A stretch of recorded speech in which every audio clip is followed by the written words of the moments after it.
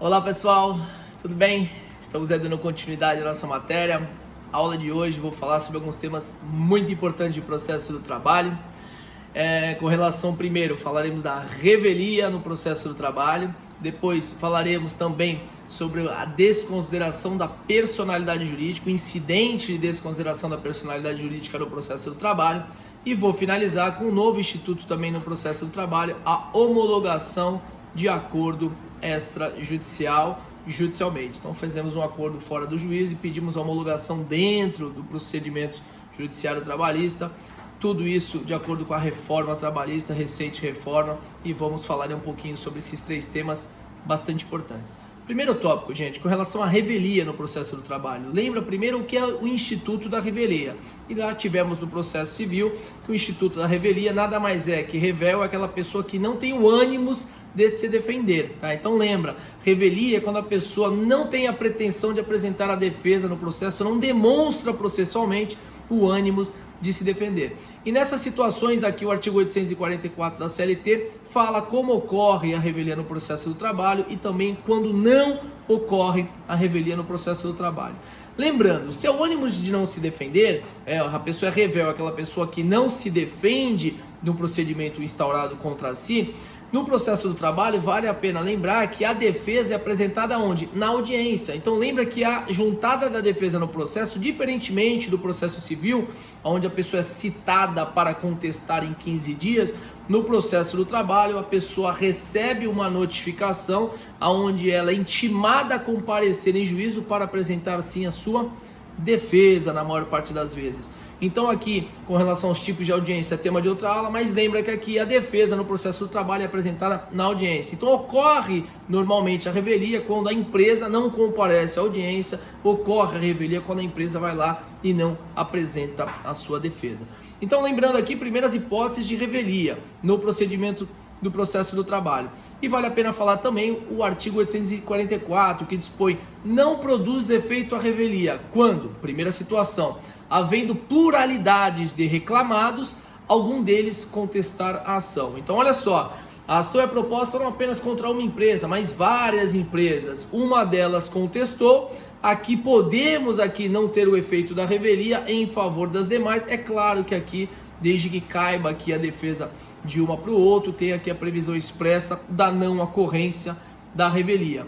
Fala lá também, olha, não ocorre aqui quando o litígio versar sobre direitos indisponíveis. Toda vez que aquela ação tratar de direitos indisponíveis, lembrando, direitos indisponíveis, aqueles da quais as partes não podem dispor, não podem compactuar, não podem transacionar, ou seja, se a pretensão é um direito indisponível, a revelia aqui também nos termos do artigo 844 não vai produzir efeitos.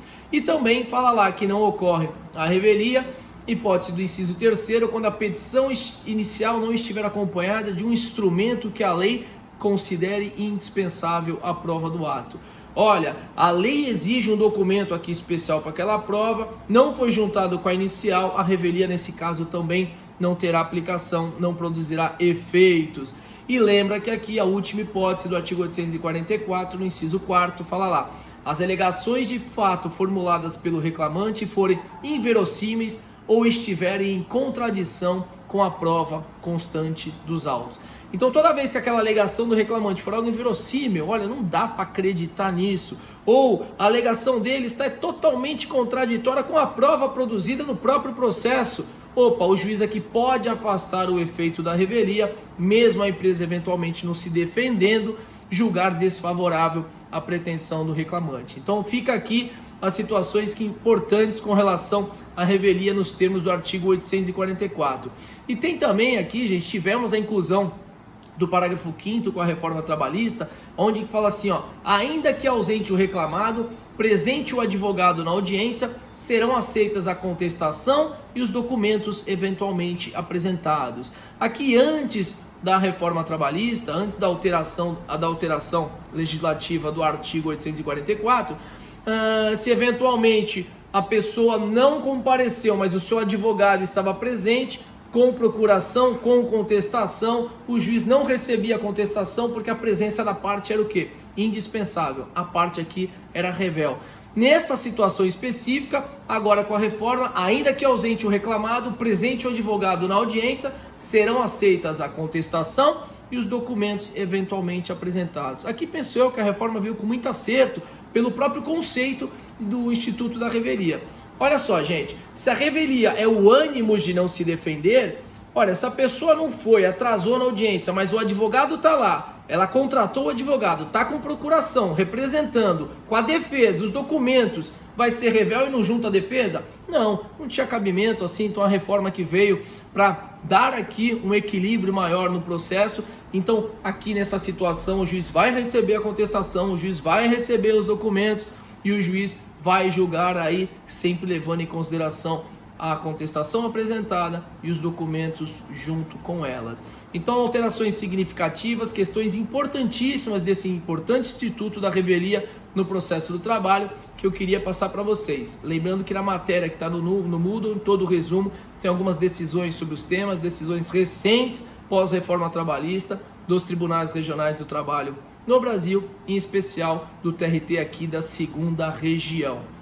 E o segundo tema da aula de hoje, falamos lá, olha, vamos falar um pouquinho sobre o incidente da desconsideração da personalidade jurídica no processo do trabalho. Incidente da desconsideração da personalidade jurídica no processo do trabalho, pessoal. Primeira coisa importante, o que eu quero passar para vocês? Antes reforma e pós-reforma. Antes da reforma, como é que funcionava no processo trabalhista? O processo do trabalho, na fase de execução, o juiz podia de ofício, tinha obrigação de ofício dar andamento à execução em favor do reclamante. Isso mudou com a reforma trabalhista, vamos falar na execução lá na frente, mas hoje o juiz já não tem mais essa obrigação. Por isso que apareceu no processo do trabalho o Instituto da Prescrição Intercorrente, agora no processo do trabalho. Na fase de execução, se o advogado não dá andamento, se o reclamante não dá andamento, pode ter seu crédito prescrito. A prescrição intercorrente não era aceita por grande parte da doutrina e jurisprudência majoritária dos tribunais regionais do trabalho. Hoje em dia isso mudou. Por quê? Porque agora o incidente da desconsideração da personalidade jurídica também alterou. Como é que funcionava antes? Olha, o juiz de ofício ia lá e desconsiderava. Basicamente, a empresa não pagou a conta, é intimada para pagar um cálculo R$100 mil.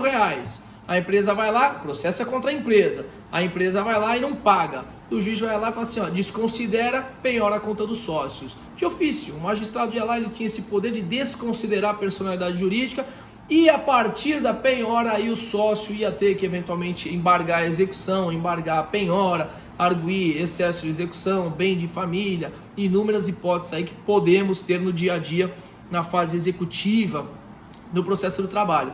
E agora com a reforma trabalhista não. Olha, agora o incidente da desconsideração da personalidade jurídica no processo do trabalho deve seguir o regramento do Código de Processo Civil.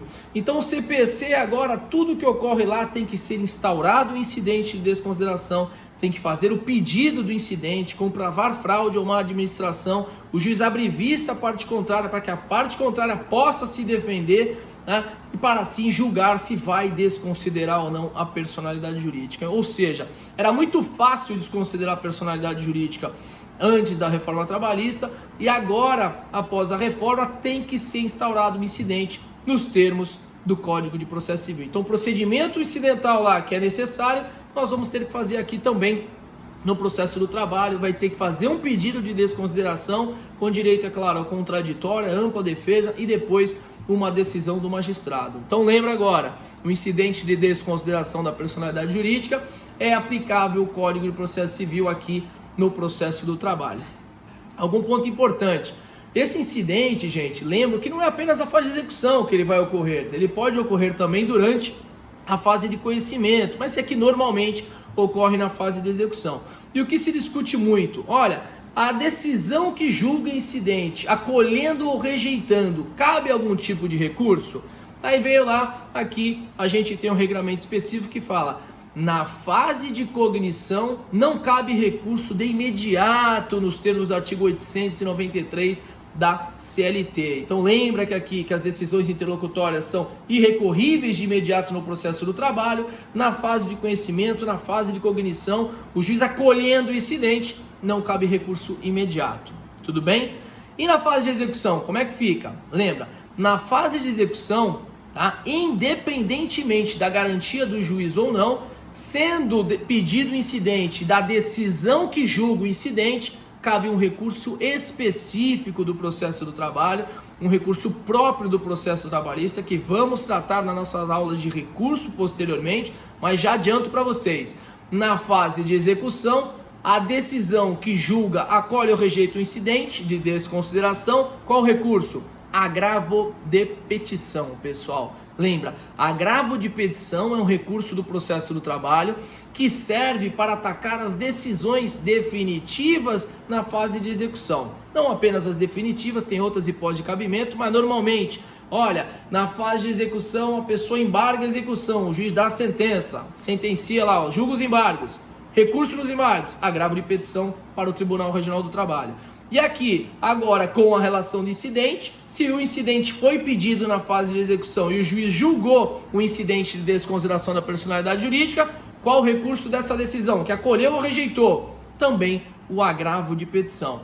E lembra, gente, que cabe agravo interno se for proferida pelo relator o incidente instaurado originariamente lá no tribunal. Olha, o incidente está no tribunal, o relator monocraticamente defere aqui a desconsideração. Olha, decisões monocráticas no tribunal, recurso específico, agravo interno. Lembra, as decisões monocráticas no tribunal, recurso cabível, agravo interno para a turma daquele relator. Então, 3 situações específicas aqui, falando um pouquinho com relação ao incidente da desconsideração da personalidade jurídica e dos recursos cabíveis. Lembrando que agora, após a reforma, aplica-se a legislação do CPC também aqui no processo do trabalho com relação a esse tema. E o parágrafo 2º vem lá e fala assim, olha, a instauração do incidente suspenderá o processo. Então, instaurado o incidente, suspende-se o processo, tá? Sem prejuízo de concessão de tutela de urgência eventualmente requerida. Então lembra que aqui, instaurado o incidente, para-se o curso do processo, o juiz vai ter que julgar o incidente, julgando o incidente, se for na fase de conhecimento, não tem recurso imediato. Se for na fase de execução, agravo de petição para o tribunal. E se for lá no tribunal pelo relator, já falamos, agravo interno. Lembra, instaurado o incidente, suspende-se também o andamento do processo. Passei aqui para vocês também, na nossa matéria, algumas decisões importantes sobre esse tema. E para finalizar, o nosso último tema da aula de hoje, vou falar um pouquinho sobre a homologação de acordo extrajudicial no processo do trabalho. Uma novidade muito importante aqui com a reforma trabalhista, que veio e criou o artigo 855B maiúsculo da CLT.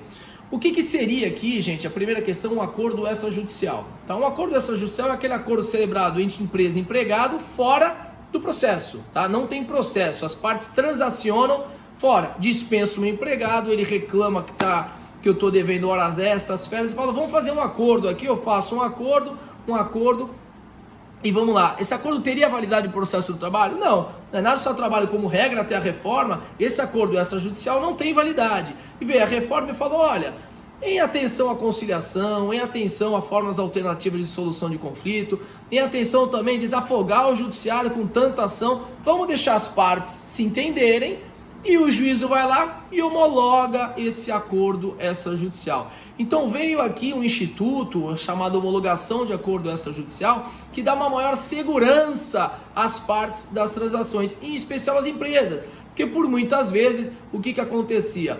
A empresa dispensava o empregado, queria até pagar alguma coisa para o empregado, entendia, só que ficava com aquele receio, eu vou pagar o empregado, amanhã ele entra com uma ação trabalhista, eu vou ter que pagar de novo, porque o que eu paguei aqui, esse acordo que eu fiz com ele, não tem validade.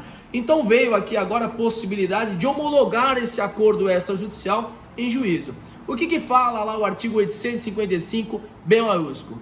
O processo de homologação de acordo extrajudicial terá início por petição conjunta, tá? Sempre faz uma petição conjunta, leva para o juízo, sendo obrigatória a representação das partes por advogados. Lembrando que as partes não poderão estar representadas por advogados comuns, cada um com seu advogado defendendo seus interesses. E lembra que faculta-se também ao trabalhador ser assistido pelo advogado do sindicato da sua categoria. Então, nessa situação aqui, fala, olha, faz uma petição conjunta, leva para o juízo. No nada de um advogado representar as duas partes, para não ter aquele problema do advogado da empresa ir lá e tá assistindo o reclamante também. Não, reclamante com seu advogado, empresa com seu advogado. E lembra que faculta-se ao reclamante estar assistido pelo advogado do sindicato profissional. Já falamos que o sindicato tem obrigação, por lei aqui, de dar assistência jurídica aos trabalhadores da sua categoria, independentemente de filiação. E veio aqui o parágrafo 2º e deu essa faculdade também na homologação de acordo extrajudicial. Tá? Lembra que o disposto no artigo, no capítulo que trata desse tema, não prejudica o prazo do artigo parágrafo 6º do 477 e não afasta a aplicação da multa também do parágrafo 8º do artigo 477 da CLT. Ou seja, uma coisa é homologar um acordo extrajudicial, outra coisa é o não cumprimento do prazo do pagamento das verbas rescisórias dentro do prazo legal. Lembrando, se o contrato é por prazo indeterminado, eu mando o meu empregado embora, eu tenho 10 dias para pagar as verbas rescisórias. Se não pagar, tem uma multa de um salário aí em favor do empregado. Então lembra que aqui, esses prazos aqui também devem ser preservados. E lembra que no prazo de 15 dias a contar da distribuição da petição, o juiz deve analisar o acordo, designa uma audiência se entender necessário e profere uma sentença, homologando ou não aquela transação. Então lembra que aqui veio a CLT e deu um prazo para o juiz analisar, marcar uma audiência e decidir. Lembrando que esse prazo aqui não é vinculativo, né, gente? Lembra? A petição de homologação de acordo, gente, também suspende o prazo prescricional da ação quanto aos direitos nela especificados. Então, olha só, a gente vai lá e entra com a homologação de acordo extrajudicial. O juízo vai lá e não aceita, não homologa. Homologa e eu quero eventualmente discutir futuramente. Está prescrito? Não, não é que está prescrito. A suspensão da prescrição ocorreu para aquilo que foi discutido no acordo apenas e tão somente, tá? Para aquelas verbas decorrentes da homologação extrajudicial que naquela situação não foi objeto de aprovação por parte do magistrado. E lembra que esse prazo prescricional voltará a fluir no dia útil seguinte ao trânsito do julgado da decisão que negara a homologação do acordo. O juiz homologou o acordo, transitou em julgado, volta o prazo prescricional no dia útil seguinte, nos termos do artigo 855-E da CLT, em seu parágrafo único. Tudo bem? Então olha só, um novo tema, 3 alterações importantes da reforma que influenciam muito no nosso processo do trabalho. Falamos da revelia, do instituto da revelia, quando não ocorre a revelia no processo do trabalho. Falamos também agora da aplicação do CPC obrigatória aos incidentes de desconsideração da personalidade jurídica. E finalizamos aqui o nosso bate-papo de hoje com relação a esse novo instituto da homologação de acordo extrajudicial, que tenta dar maior segurança jurídica à transação das partes após a ruptura do contrato de trabalho. Lembrando que leva-se ao judiciário cada parte devidamente representada por seu advogado e o juiz, analisando, pode ou não entender como válido aquele acordo. Sobre essa matéria também separei algumas decisões recentes para vocês que estão aí no Moodle e qualquer dúvida estaremos aqui online nos nossos fóruns, nos nossos bate-papos, nosso dia a dia aí nas redes sociais à disposição para sanar qualquer tipo de dúvida, qualquer tipo de questionamento. Esperem que na próxima aula falaremos sobre um tema importantíssimo: provas no processo do trabalho. Não percam também, pessoal. Muito obrigado pela paciência, muito obrigado pela presença e compreensão e fiquem com Deus. Um grande abraço.